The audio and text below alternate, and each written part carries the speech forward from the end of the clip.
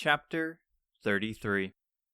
The rising sun sets on the golden land of Japan. As Hotaru and her grandma reach the paved road, they look upon the shimmering grass, which has a color like wheat, due to the sun's presence, and blooming sakura trees with pink petals gracing the fertile soil. The wooden houses with straw roofs are far and few between, with the land mostly preserved for fresh crops. Hotaru takes everything in as nostalgia fills her mind, a time in which her biggest worry was getting home before dark. Not only is the sun warm like a soothing bath, but the scent of flowers and crops make the town feel like an outdoor spa. When was the last time you've been here, dear? Hotaru takes a calming breath, absorbing the beautiful atmosphere. Far too long. After Dad left a few years ago, I hadn't had a chance to leave Aliahan. I'm sorry, dear. I should have set time aside so you could visit your grandma. I was okay. I had Isamu and the others around. She chuckles. I remember one time, about when I was around 10. I was talking about how much I missed home, and they set a surprise by painting the fallen leaves pink and setting it in front of my doorstep. However, my mom found them first and yelled at us for taking leaves from the pile in our backyard. Looks like I'm gonna have to give your mother a good talk. No one ruins my granddaughter's playtime, she said with a generous smile. How is she doing? She's fine. Still shouting at me when I'm late back home, or not up before breakfast. She was worried about me leaving home though. I have found the time to send letters, but with how much is happening, I'm afraid it will be a while before I visit. Pimiko's face slightly flinches. She makes it appear to be the calming gust of wind causing the reaction, but Hotaru sees a bleak sorrow in her eyes. Hotaru has learned from only a short time how much of an actor her grandmother is, but at the same time, she has grown better at reading people. I wish there was something I could do to cheer her up, Hotaru thought. However, only one thing repeats in her mind, the thing she has been asking since the departure of her son. Save the world. It makes sense. She loves you very dearly and wishes for you to be safe, especially after what happened to her husband. She sighed, with her head turned forward. Sitting atop a hill lies Japan Castle. The castle walls are decorated with a golden paint, and it stands 2 stories tall, with a crimson balcony that surrounds the castle, with a matching railing. The stairs up are paved with rectangle clean stones, and before the first step is a red tall torii. She plants her foot on the first stone, and a voice calls out, "Hotaru!" he shouted, with 2 more shortly following. She lifts her head up to the castle, where the sun peeks through, and is tackled on the spot. She is knocked back, but keeps her feet stationed to the floor. "We missed you so much," Aziza shouted in her ear. Isamu and Fedir quickly join in, locking their arms around her like a human cell. "You can let go now," she coughed out. "Sick of us already?" Isamu teased. "Maybe we should have waited a bit longer." "Don't even joke about that." He leans his head away from her as she glares into his soul.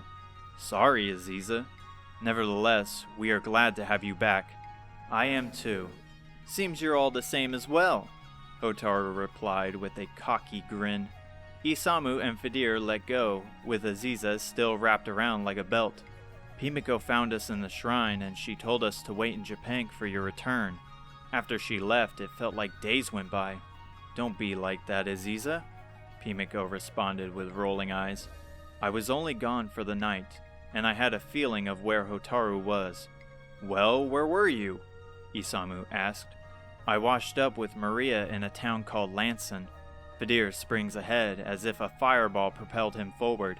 "The holy city Lanson? Please, Hotaru, you have to tell me about it. I hear the town has a huge cathedral with a grand statue of the goddess herself. Please tell me you saw it."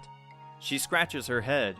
From what she recalls, the cathedral was massive with dozens of winding halls, filled with statues and paintings of religious figures. Most carried texts beneath them of several centuries. It wasn't until several minutes of mindless wandering she reached a chamber where a man in exotic robes, adorning expensive jewelry and rosaries, explained to her the cathedral's underground secrets. It was a staircase hidden at the center of the nave, where to reveal its presence, a switch on a massive marble statue needed to be pushed. That must be the statue Fedir is talking about, Hotaru recalled, yet struggling to find her next words. Now how am I going to tell him I had my mind on other things? Like where he was. That's what that was? She finally cobbled out. Was it as pretty as they say? Like a true reflection of what she looked like at the beginning of time? She shrugs. I don't know. I didn't think much of it. His jaw is left open like a bear trap. Perhaps we can discuss more of this during dinner, Pimiko suggested. Let's head home and get your room situated. I have a lot I must discuss with you. Like what? Her face sours with a look similar to fighting off Robin Hood, the purple orb. Hotaru slides the door open from her room and exits to the main hall. Her stomach is full and warm with the delicious ramen Pimiko cooked, though her mind is racing. She steps through the empty castle halls where nobody is, except the armored guards posted at their stations. Thankfully, they give her no trouble as she passes through to the outside. She takes in the soothing moonlight on the second floor and takes a deep breath. The purple orb is close, and once that is reclaimed, we will have all 6 in our possession. Then our assault on Necrogon begins. I don't know if I can do this. Everything happened so fast, and Baramos is tougher than anything we have faced. At least Grandma is the one to instill the idea in my head. I just don't get it. She is the strongest person I know, and she can't bring an end to his wrath? How can she believe what she is saying? Where is she finding this confidence I struggle to find? She takes another calming breath. She needs to get out of her head. She scans around the outside of the castle, and at the back of the castle is a lone tree where Pimiko stands. She has a bouquet of flowers she places down and looks to the undisturbed soil with her hands clasped together. A grave? No, it couldn't be. Hotaru heads back in and speeds over to the stairs, quickly making her way outside. Once she reaches the back, a soft humming echoes in the air. The song is familiar. It's a song both Pimiko and Ortega sang when Hotaru was angry, sad, crying. It has halted her speed, brought peace to her mind, just like it always did. Grandma? Hotaru whispered, slowly easing her steps towards her. The soft humming stops. Hotaru, why are you up so late? She keeps her eyes on the soil. I couldn't sleep, thanks to Isamu and his snoring. I have to get used to it again, she answered with a slight snicker in the quiet, dead night. She steps over to the dirt mound. Why are you singing? It eases the mind. Don't you remember when I used to sing it to you? Of course. Isamu and I occasionally find ourselves humming it without a thought. Hotaru stares at the small mound of dirt. It adorns beautiful handmade trinkets. Is this Dad's grave? This is your grandpa. He unfortunately passed away before you could meet him, but you two would have had a close bond.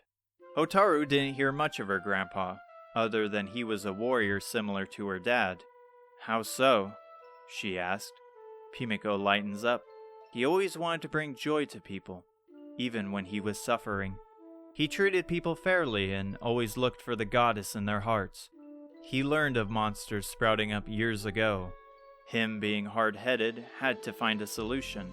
Without his help, we wouldn't have gotten our foot in the door to launch our first assault on Necrogon. But he passed away before the chance showed itself, and that's when Ortega, like him, took the reins of the operation. So he fought for the same thing I'm fighting for now, another member of our blood who fell victim to the cursed journey. Is that what you mean by close bond? Are you scared things will happen the same? Hotaru struck a nerve. Pimiko for once lacks the words. Dear, I want to apologize for the stuff I put you kids through. You are right. I fear the dreaded day which slowly approaches. and in turn I have forced terrible things upon you. I can't be mad at you, Grandma. You said it's for our own good, and we must in order to defeat Baramos, right? It still doesn't justify the actions I have caused. We are family, and family shouldn't have to resort to such cruel measures. Is this about what Maria said? Is what she said true? Your father went through the same trials you have, suffered the same pain. I felt terrible for pushing him through so much, but it hurt me more when it wasn't enough. I play this role because I need you to be ready and unwavering, and we are. Your friends say the same thing. Then are you ready to discover the truth? Stand face to face with whatever may lie ahead on this dangerous road? Yes, I understand what must be done, and I will succeed not only for Dad and Grandpa, but for you. Listen well, dear. To the east of here is a cave seeping with magma. Once past the unbearable heat, there awaits a monster known as Orochi, who has been a menace to Japan for centuries. The monster was thought to have been slain. However, we recently discovered with the use of the purple orb, it was able to survive, keeping its youth and strength. Slay the beast and reclaim the purple orb. That is my final trial. So the orbs can grant power. Fedir mentioned during his flight to Minoza, he felt an overwhelming power coursing through his body. He was able to sense Aziza not only through his eyes, but ears and scent. He described it like the goddess was there with him. Could that have been because of the silver orb? Perhaps so. Either way, this fight will be your hardest yet. And promise me that after this point you will have no doubt in your heart that you will always push forward no matter what happens. Of course, Grandma. We will set out first thing in the morning, and then when we get back we can share a meal before the final battle. She turns around with a smile on her face. A smile Hotaru hasn't witnessed in a long time. A smile that shines like the golden sun at dawn. I would love that. Now come here and give your grandma a hug. Her arms are wide open, and Hotaru jumps into it like a warm blanket. Just know that I love you, dear, and no matter what may come, I will always love you. She brushes her hair and softly hums the tune from before. I love you too, Grandma, she murmured as she snuggled into her white silky nightgown.